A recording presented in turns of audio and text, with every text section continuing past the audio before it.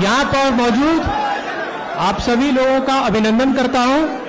आप सब अपना कीमती समय निकालकर यहाँ पर आए। मैं आपका स्वागत करता हूँ, नमन करता हूँ, आभार व्यक्त करता हूँ। मैं जदयू के पार्टी कार्यालय आया हूँ। यहाँ जदयू की सदस्यता ग्रहण करने आया हूँ। मैं एक सक्रिय सदस्य के रूप में पार्टी का ख्याल रखने का कोशिश करूंगा। मेरे पिताजी ने राज्यसभा जाने का निर्णय लिया है, ये उनका निजी फैसला है।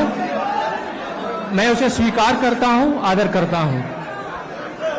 हम सब मेरे पिताजी श्री नीतीश कुमार के मार्गदर्शन में काम करेंगे।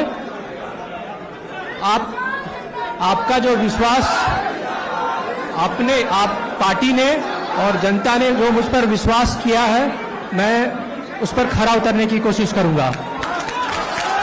एक पार्टी कार्यकर्ता के हिसाब से मैं पार्टी संगठन को मजबूत करने की कोशिश करूंगा। पापा ने जो 20 साल में किया उसे जन जन तक पहुंचाने की कोशिश करूंगा और जनता के हृदय में अपना घर करने की कोशिश करूंगा। मेरे पिताजी ने जो 20 साल में किया है वो सबको याद रहेगा।